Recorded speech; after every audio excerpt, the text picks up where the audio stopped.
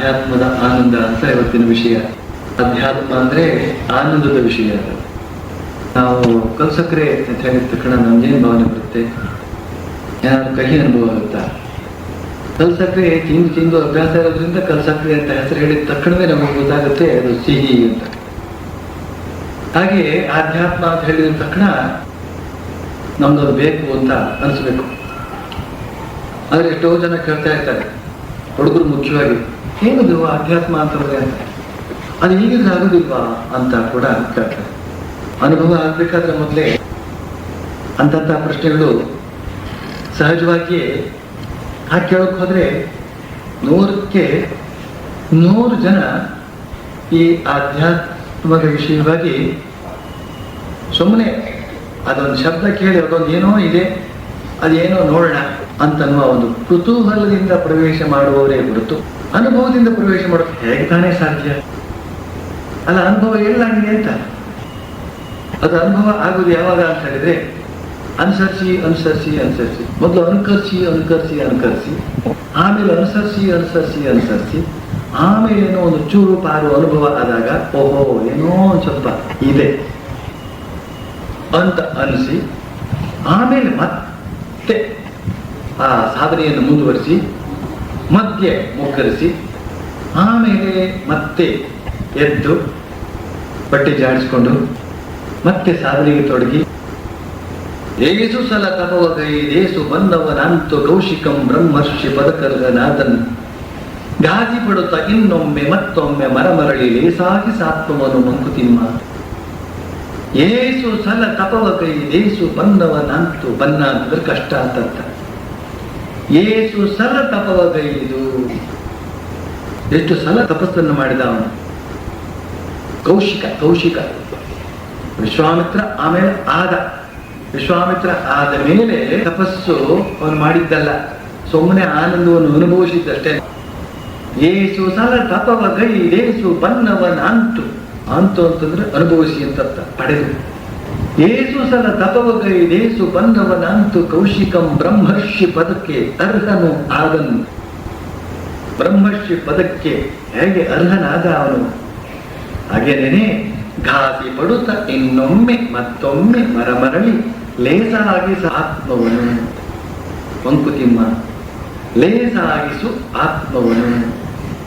ನಮ್ಮ ಆತ್ಮಕ್ಕೆ ಲೇಸನ್ನು ಉಂಟು ಮಾಡಬೇಕು ಅಂತಂದ್ರೆ ಆತ್ಮವನ್ನ ಆತ್ಮವಾಗಿ ಇರೋದಕ್ಕೆ ಬಿಡಬೇಕು. ನಾವೇನ್ ಮಾಡಿದ್ದೀವಿ? ಆತ್ಮದೊಂದಿಗೆ ಶರೀರವನ್ನು ಸೇರಿಸ್ಬಿಟ್ಟಿದ್ದೀವಿ. ಆತ್ಮ ಮನಸ್ಸು ಶರೀರ ಮೂರು ಸೇರಿದಾಗ ಏನೇನು ಕಚಡ ಆಗಬೇಕು ಅದೆಲ್ಲ ಆಗ್ಬಿಟ್ಟಿರುತ್ತೆ. ನೋಡಿ, ನೀರು ಇದೆಯಲ್ಲ, ನೀರು ಅದ್ರ ಪಾಡಿಗೆ ಅದು ಬಿಡ್ಬೇಡಿ, ಶುದ್ಧವಾಗಿರುತ್ತೆ. ಮಣ್ಣು ಇದೆಯಲ್ಲ, ಮಣ್ಣು ಅದ್ರ ಪಾಡಿಗೆ ಬಿಟ್ಬಿಡಿ, ಶುದ್ಧವಾಗಿರುತ್ತೆ. ಎರಡು ಸೇರಿಸ್ಬಿಡಿ. ಆದ್ರಿಂದ ಪರಮ ಪರಿಶುದ್ಧವಾದಂತಹ ಆತ್ಮ ಈ ಶರೀರದಲ್ಲಿ ಸೇರ್ಕೊಂಡು ಕೊಳೆಯಾಯಿತು. ಕೊಳೆಯಾದಂತೆ ಚಿನ್ನ ಇದೆಯಲ್ಲ, ಅದನ್ನ ಎಷ್ಟೇ ನೀವು ಮಣ್ಣಲ್ಲಿ ಇಟ್ಟಿರಿ ಅದು ಮಣ್ಣಾದಂತೆ ಕಾಣುತ್ತೆ ಹೊರತು ಅದು ಮಣ್ಣಾಗಿರಲ್ಲ. ಎಷ್ಟು ದಿವಸ ಬೇಕಾದ್ರೆ ಅದನ್ನು ನೀವು ಮಣ್ಣಲ್ಲಿ ನೋಡಿ, ಅದಕ್ಕೆ ತುಕ್ಕು ಹಿಡಿದೇ ಆಗಲಿ, ಆ ಮಣ್ಣೇ ಹಿಡಿದೇ ಆಗಲಿ, ಇಲ್ಲವೇ ಇಲ್ಲ, ತುಂಬ ತೊಳಿರಿ, ಯಥಾ ಪ್ರಕಾರ ಬೆಳೆಯೋದಕ್ಕೆ ಶುರುವಾಗಿರುತ್ತೆ. ಆ ರೀತಿಯಲ್ಲಿ ಈ ಆತ್ಮ ಅಂತ ಹೇಳ್ತಕ್ಕಂಥದ್ದು ಹೇಗೋ ಅದು ಹೇಗಾಯ್ತು ಅಂತ ಹೇಳಬಲ್ಲವರು ಇಲ್ಲವೇ ಇಲ್ಲ. ಹಾಗೆ ಅದನ್ನ ಹೇಳೋದಕ್ಕೆ ಸಾಧ್ಯವೂ ಇಲ್ಲ. ಆದ್ರೆ ಅನುಭವಕ್ಕೆ ಬರುತ್ತೆ ಒಂದು ದಿನ ಹೀಗೆ ಆಯ್ತು ಅಂತ, ಆಮೇಲೆ ಅದನ್ನ ಮತ್ತೆ ಹೇಳೋಕ್ಕಾಗೋದಿಲ್ಲ. ಅದನ್ನ ಕೇಳಿದ ಮಾತ್ರಕ್ಕೆ ಅನುಭವ ತಂದುಕೊಳ್ಳೋಕ್ಕೂ ಆಗೋದಿಲ್ಲ. ಅದು ಹೇಗೋ ಸಿಕ್ಕಿಕೊಂಡು ಬಿಟ್ಬಿಟ್ಟಿದೆ. ಈ ಮಾಂಸದ ಮುದ್ದೆಯೊಳಗೆ ಆತ್ಮ ಹೇಗೋ ಸೇರ್ಕೊಂಡು ಬಿಟ್ಟಿದೆ. ಸೇರ್ಕೊಂಡಿದ್ರ ಪರಿಣಾಮವಾಗಿ ದುರ್ವಾಸನೆ. ಕೆಸರು ದುರ್ವಾಸನೆ ಅಲ್ವೇ, ಆದ್ರೆ ಮಣ್ಣು ಸುವಾಸನೆ. ಮಣ್ಣಿನಿಂದಲೇ ಪೃಥ್ವಿ ಗಂಧವತಿ ಅಂತಲೇ ಹೆಸರು. ಎಲ್ಲ ಬಗೆಯ ಸುಗಂಧ ಹಾಕಿರ್ತಕ್ಕಂಥ ನಮ್ಗೆ ಅಲ್ಲಿಂದ ಬರ್ತಾ ಇದೆ. ಮರದಿಂದ ಬರ್ತಕ್ಕಂಥ ಹೂವಿದೆಯಲ್ಲ, ಹೂವು ಅದು ಮಣ್ಣಿಂದ ಬಂತು. ಯಾವ್ಯಾವ ಸುಗಂಧವನ್ನು ನೀವು ನೋಡ್ತಾ ಇದ್ದೀರೋದೆಲ್ಲ ಮಣ್ಣಿಂದ ಬಂತು ಅಂತ. ರುಚಿ ಅಂತ ಹೇಳ್ತಕ್ಕಂಥದ್ದು ನೀರಿನಿಂದ ಬಂತು. ಬಣ್ಣ ಅಂತ ಹೇಳ್ತಕ್ಕಂಥದ್ದು ಬೆಂಕಿಯಿಂದ ಬಂತು. ಆಮೇಲೆ ಸ್ಪರ್ಶ ಸುಖ ಅಂತ ಹೇಳ್ತಕ್ಕಂಥದ್ದು ಗಾಳಿಯಿಂದ ಬಂತು. ಶ್ರವಣ ಸುಖ ಅಂತ ಹೇಳ್ತಕ್ಕಂಥದ್ದು ಆಕಾಶದಿಂದ ಬಂತು. ಹೀಗೆ ಪಂಚಭೂತಗಳ ಸಂಪರ್ಕದಿಂದ ಸಂಸರ್ಗದಿಂದ ಆಯಾಯ ವಿಷಯ ಅನುಭವ ನಮಗೆ ಆಗ್ತಾ ಇರುತ್ತೆ. ಹಾಗೆ ಎಲ್ಲ ಸೇರ್ಕೊಂಡು ಸುವಾಸನೆನೋ ದುರ್ವಾಸನೆನೋ ಬರೋದಕ್ಕೆ ಶುರುವಾಗಿರುತ್ತೆ. ಈ ಆತ್ಮ ಶುದ್ಧವಾದದ್ದು, ಆದರೆ ಶರೀರದೊಂದಿಗೆ ಸೇರಿಕೊಂಡು ದುರ್ವಾಸನೆ. ಈ ಆತ್ಮ ಆನಂದ ಸ್ವರೂಪದ್ದು, ಆದರೆ ದುಃಖ ಜನ್ಯವಾದ ದುಃಖ ಮೂಲವಾದ ಈ ಶರೀರದೊಂದಿಗೆ ಸೇರಿಕೊಂಡು ನಾನು ದುಃಖಿ ಅಂತ ಸುಮ್ಮನೆ ಒದರಾಡ್ತಾ ಇರುತ್ತೆ. ನಿಜಕ್ಕೂ ಕೂಡ ಯೋಗ ಅಂತಂದ್ರೆ ವಿಯೋಗ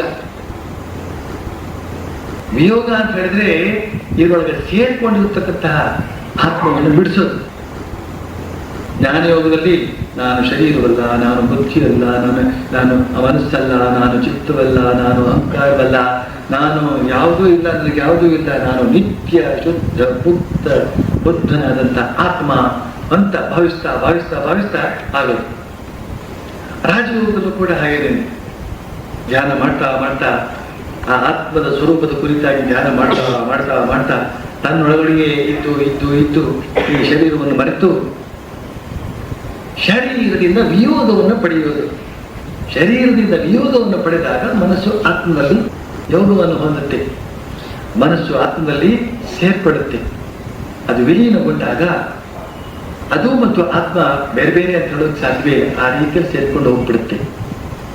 ಶ್ರೀರಾಮಕೃಷ್ಣರು ಹಾಗೆ ಶುದ್ಧ ಮನಸ್ಸೇ ಶುದ್ಧ ಆತ್ಮ. ಹಾಗೆ ನಾವು ಈ ಅಶುದ್ಧವಾದಂತಹ ಶರೀರದಿಂದ ಶುದ್ಧವಾದ ಆತ್ಮವನ್ನು ಬೇರ್ಪಡಿಸಿದಾಗ ಆ ಶುದ್ಧವಾದ ಆನಂದ ನಮ್ಮ ಅನುಭವಕ್ಕೆ ಬರುತ್ತೆ. ಆಗಲೇ ನಿಜವಾದ ಒಂದು ಧ್ಯಾನ ಅನ್ನೋದು ಸಾಧ್ಯವಾಗುತ್ತೆ. ಹೀಗೆ ಕುಳಿತು ಶರೀರವನ್ನು ಮರೆತು ಆತ್ಮವನ್ನ ಸ್ಮರಿಸಿ, ಭಕ್ತಿಯೋಗದಲ್ಲಾದ್ರೆ ಪರಮಾತ್ಮನನ್ನು ಸ್ಮರಿಸಿ, ರಾಜಯೋಗದಲ್ಲಾದ್ರೆ ಆತ್ಮನನ್ನು ಸ್ಮರಿಸಿ, ಹೆಸರೆಲ್ಲ ಬೇರೆ ಬೇರೆ ಅಷ್ಟೇನೆ, ಪರಿಣಾಮ ಎಲ್ಲ ಒಂದೇ. ರಾಜಯೋಗದ ಮೂಲಕ ಹೋದರೂ ಕೂಡ ಅದೇ ಅನುಭವ, ಜ್ಞಾನಯೋಗದ ಮೂಲಕ ಹೋದರೂ ಕೂಡ ಅದೇ ಅನುಭವ, ಕರ್ಮಯೋಗದ ಮೂಲಕ ಹೋದರೂ ಕೂಡ ಅದೇ ಅನುಭವ. ಯಾವ ಅನುಭವ? ಆನಂದ ಅನುಭವ. ಈ ಆನಂದ ಅಂತ ಹೇಳ್ತಕ್ಕಂಥದ್ದು ಆತ್ಮದಲ್ಲಿ ಇದೆ. ಅದನ್ನು ನಾವು ಏನ್ ಮಾಡಬೇಕು? ಅನುಭವಿಸ್ಬೇಕು. ಆಗಲೇ ಆ ಆನಂದ. ಆತ್ಮಕ್ಕೆ ಸಂಬಂಧಪಟ್ಟಂತಹದ್ದು ಅಧ್ಯಾತ್ಮ, ಆ ಅಧ್ಯಾತ್ಮಕ್ಕೆ ಸಂಬಂಧಪಟ್ಟಂತಹದ್ದೇ ಆಧ್ಯಾತ್ಮ. ಆ ಆಧ್ಯಾತ್ಮದಲ್ಲೇ ಆನಂದ. ಯಾಕೆ? ಆತ್ಮದ ಸ್ವರೂಪವೇ ಆನಂದ. ಸತ್ ಚಿತ್ ಆನಂದ, ಅದರ ಹೆಸರೇ ಅದು. ಸತ್ ಅಂದ್ರೆ ಸದಾ ಇರುವಂತಹದ್ದು, ಚಿತ್ ಅಂತಂದ್ರೆ ಸದಾ ತಿಳ್ಕೊಂಡಿರುವಂತಹದ್ದು, ಜ್ಞಾನ ಸ್ವರೂಪದ್ದು. ಅಲ್ಲಿ ಅಜ್ಞಾನದ ಮಾತೇ ಇಲ್ಲ. ನನಗದು ಗೊತ್ತಾಗ್ಲಿಲ್ಲ, ನನಗದು ಗೊತ್ತಿಲ್ಲ ಅಂತ ಹೇಳೋ ಮಾತೇ ಇಲ್ಲ. ಯಾಕೆ? ಅದರ ಸ್ವರೂಪವೇ ಜ್ಞಾನ. ಅಲ್ಲಿ ದುಃಖ ಅಂತ ಹೇಳ್ತಕ್ಕಂಥದ್ದು ಲೇಷವೂ ಇಲ್ಲ. ಯಾಕೆ?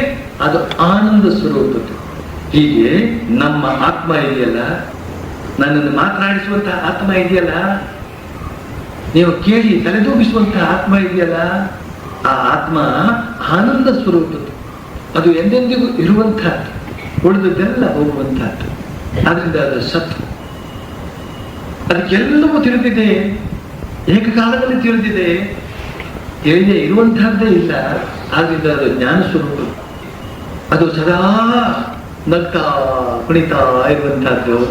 ಅದರಿಂದ ಅದು ಆನಂದ ಸ್ವರೂಪ. ಅದರಿಂದ ಅದಕ್ಕೆ ಹೆಸರು ಸಚ್ಚಿದಾನಂದ. ಅದನ್ನೇ ಸತ್ಯಂ ಶಿವಂ ಸುಂದರಂ ಅಂತ ಕರೆಯಲಾಗಿದೆ.